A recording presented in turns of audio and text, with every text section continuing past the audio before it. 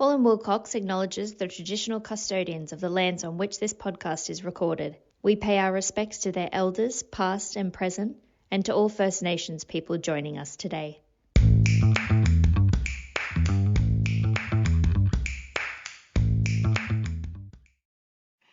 Hello and welcome to the Cultural Inclusion Podcast. I'm Sheln Idowu, a partner at Hall and Wilcox, and I'm a member of our National General Insurance practice. I'm delighted to be your host for this new season. In this series, which we've called What's in a Name, we'll be talking about, really, names, why they matter, what they mean, and we'll be ideally speaking to a range of people in the legal industry about their name and their journey to law. So, whether you're listening from the office, out for a walk, or on your commute, thanks for joining us. Today, I'm joined by Sumit Pereira, Chief Operating Officer here at Hall and Wilcox. Great to have you here with us, Sumit. Lovely to be here with you. I believe we're back together. We're back. And what a great topic. That's right. And I think this topic actually came up last year, and it started as a bit of banter between you and me and a few clients at the Sydney client function late last year, where they were talking about, we were all talking about our previous podcast and ideas for the next episode. And the conversation, as it often does, turned to the difficulties in pronouncing our names and how to get our names right. And gosh, how many times have you had to say that? Do you have a little card that you hand out about how to pronounce your name? And a couple of clients also commented that they have names that cause pause, I would say, pause. And so What's in a Name? Cultural Inclusion Conversations was born. That's right. And it really got us thinking, why do names matter culturally and psychologically? What do you think, Sean? It's a great question, Sumit. And I think really the simplest way that I can think to explain it is to refer to a really famous author called Dale Carnegie. And he wrote a book which was titled How to Win Friends and Influence People back in the 1930s or so. Dale Carnegie said, I'm paraphrasing here admittedly, no matter who you are, no matter where you're from, no matter what your background, the sweetest sound to anybody in any language or any culture is the sound of their own name. And the first time you hear that, I know it feels a bit egotistical. It feels uncomfortable. I don't want to admit that. But when you peel back the layers and go back to infancy, it's true. No matter who you are, one of the very first words we are taught is our own name. Right? It's say mama, say dada, say Sumit. It really grounds you. It grounds you in identity, personhood, in a sense of self. And so we are all attuned to listen out for our own name and instinctively respond to it. So I think that is psychologically something that is across anybody. But then culturally as well, names just carry so much meaning and so much gravitas. It doesn't matter what culture or background you're from, every single name started from meaning something. If your surname is Johnson, originally that meant son of John. If you're Macedonian, a name ending in ski or ska would denote whether you're masculine or feminine. If you are from an Arabic speaking background, the use of bin traditionally meant son of. So everyone's name means something, whether you resonate with it or not. It means something. So what does Sean mean? Sean means thank you, actually. Yeah. In both my parents are Nigerian and my ethnic group is Yoruba. And Sheln means thank you. My full name is Baba Sheln, which means thank you, Father. Baba meaning father or God. And I was named that because I was born shortly after my paternal grandfather died. So I'm really an homage to my dad's dad to say thank you, Father, for everything you did for me. And yeah, here I am. What does Sumit mean? Sumit means good friend, I'm told, by a wise old Oh, uncle. There you go. that's so lovely. I bet you get a lot as well, and you've really made that come true, Sumit. You really are a good friend to me, that sort of thing. Yeah, I don't think I've shared that with many people, Charles. There you go. That's lovely. And so when you think about naming traditions, and say if we think about conventions, there's the use of sort of diacritical marks or mononyms in some cultures. I don't really have an appreciation of that. Can you explain that in a bit more detail? Yeah, absolutely. I think most people hear mononyms and they think Madonna or Beyonce or Cher, but there are some cultures, Bhutanese, Tibet, Myanmar, where having just one name is common. I recently-ish was working on a legal matter where one of the witnesses has only one name. And I've had to put on statements from this particular individual before, and it's quietly amusing, I suppose, that I have to spend a couple of sentences in the statement each time explaining this is my full name, this is my full legal name, it is just the one name, so that the judicial officer or anyone that is reading the statement doesn't think that there's been a sloppiness or an omission of including a surname in the document, that the one name is common for this particular cultural group. And there are other cultural groups where the use of diacritical marks are common. And languages are tonal, some languages are tonal. And so the use of diacritical marks, Vietnamese in particular comes to mind, can really change how a word is pronounced and what a word even means. And so it becomes important to not just spell a name correctly with the letters and say a name correctly. It can be just as important to use the diacritical marks when spelling the word. Sheln actually has a diacritical mark in my original language of Yoruba, or what would be my original language if I spoke it. There's a little dash under the S, which makes it an SH sound. The Yoruba alphabet has two different S's, just the plain S, which is an S sound, and then the S with a little dash under the S, which makes it a sh. And that's why it's Sheln and not Sion or Seln, even though I get those two. And I guess that sort of is a reason, the difficulty of names, that you notice that some people change their names or anglicize their names to fit in. And from my perspective, the proper pronunciation of my name is Sumit with a accented TH. And I remember my grade prep teacher found it very hard, this older Irish lady, to get that pronunciation. So she called me Sumit, and that name has stuck with me ever since. Now, I'm comfortable with that. That's how I introduce myself. And I think I shared with you recently, Sean, that when I was a young boy back in Sri Lanka, I was known by my middle name, which is Chaminda. And when our family migrated here, they were advised by an aunt who was living overseas that Chaminda would be too difficult for people to pronounce and spell, so go with Sumit. And boy, that was bad advice back in the day. Best intentions, right? Best intentions. So I think Chaminda would have been much easier for me to live with. It's amazing how just one very slight change really trips people up and causes a host of, but that doesn't make sense. That can't be how you say it. Are you sure? I don't know that you're saying your name right. That's also very familiar as an experience to me. Do you ever use an alternate name because it's all too hard?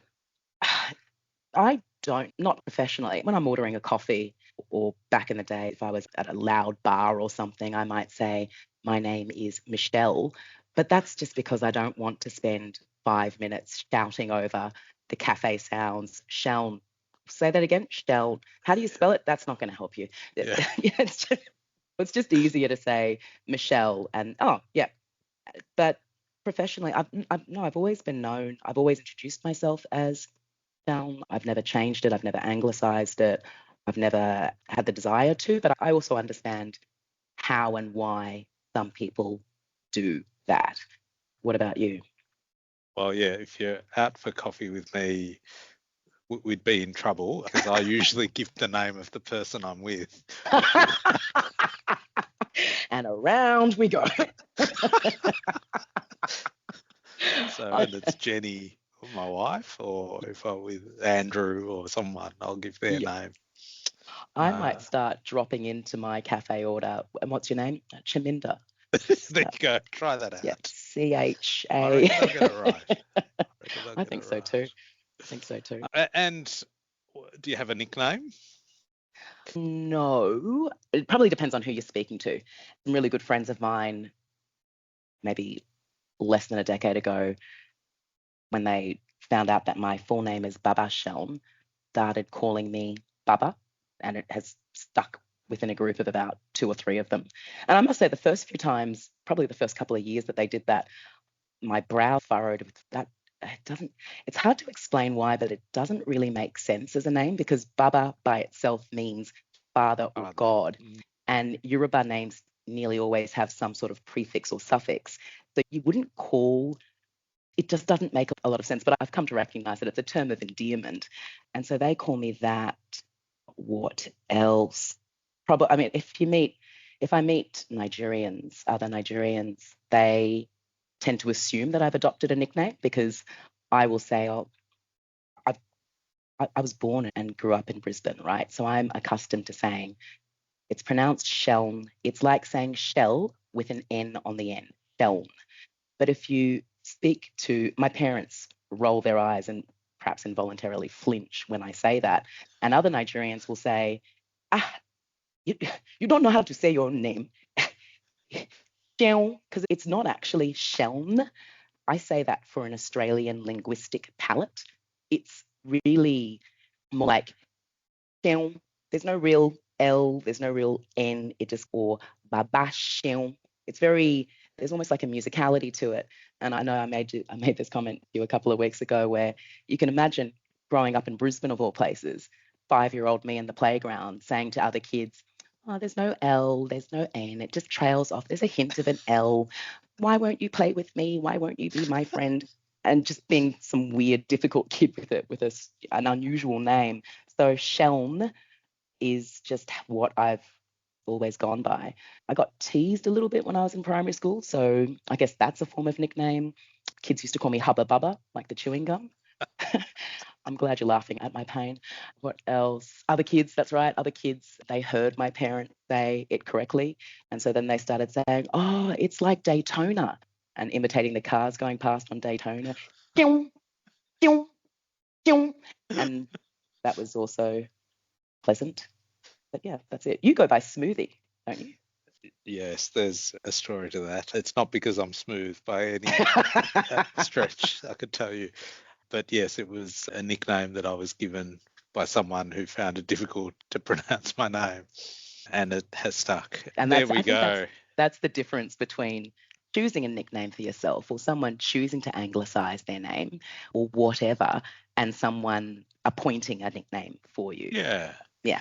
I think it's, I sometimes regret not correcting people at the time and letting the mispronunciation go on for too long, and then you find yourself in a situation where 5 years or 10 years down the track you haven't corrected someone, and it's like, well, why would you do that now?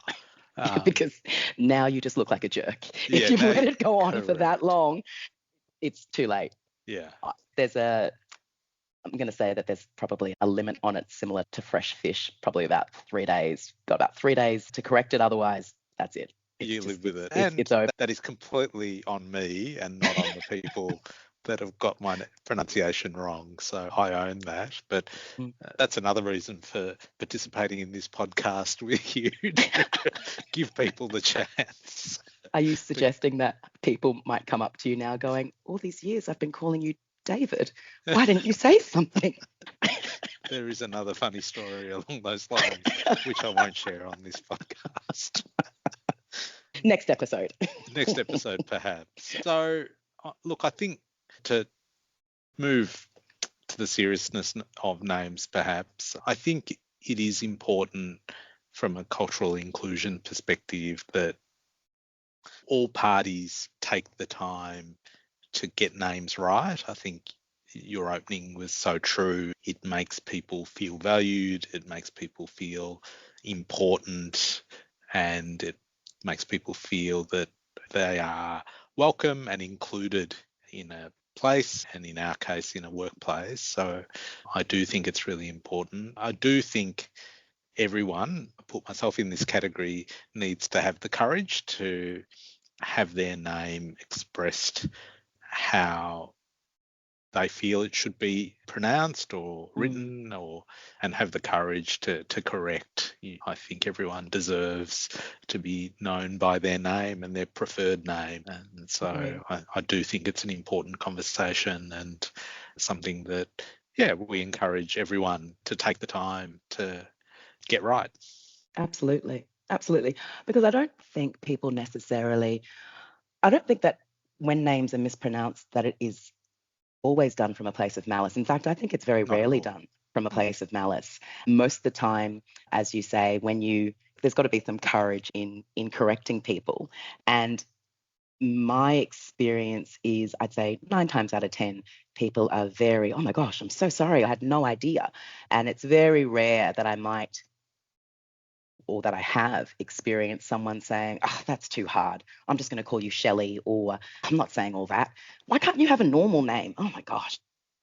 In that sort of casual, very Australian style of humour of, oh my goodness, that's too complicated. But for the most part, I think people want to, and they want to be respectful, and they want to hear about how to say it correctly. I've gotten myself, much like you, I've gotten myself into strife before in perhaps being too passive, in not wanting to appear difficult, or not wanting someone to feel uncomfortable about how to say my own name, which sounds ludicrous. It's my name, but I'm more worried about how it's going to make them feel rather than mispronouncing and how that makes me feel. And a recent-ish example comes to mind of a colleague quite confidently stating in a room, it's pronounced Shaun. It rhymes like clown. And I just involuntarily, it was just this look of, what? No one has ever said those words out. What? That is not. And I felt bad. And I had this moment of, it will happen in a split second, this internal moment of, do you say something now, or do you do it discreetly later on? Or you better correct it in this group. There's about 10 people here, and if you don't correct it, that's just so easy to remember. Shaun, clown. You'll be correcting 10 separate people who will then tell 10 more people. I better just do it now. So I said, oh, actually, that's not right. It's Sheln. It's like saying shell with an N on the end. Oh, I'm so sorry. Someone told me it was this. Tell me who that person was, because we'll hunt them down. They got that completely wrong. So there is some courage involved, but for the most part, I think it's well received when you correct someone on how to say your name. Great chatting with you as always, Shaun. Thank you. I'm looking forward to hearing this series. I'm so delighted we've got series 2 up and running, and as always, fantastic to be chatting with you. Thanks, Sumit. Some great insights, and I'm sure our listeners will take a lot away from today's discussion. And thank you to everyone for tuning in. If you have any questions or want to chat about anything else that we've discussed or covered, feel free to get in touch. If you'd like to appear on the next episode of What's in a Name, please get in touch. You can find details at hallandwilcox.com.au or connect with us on LinkedIn. If you like today's episode, please rate, review, or subscribe wherever you get your podcasts. Thanks again, and we'll catch you next time.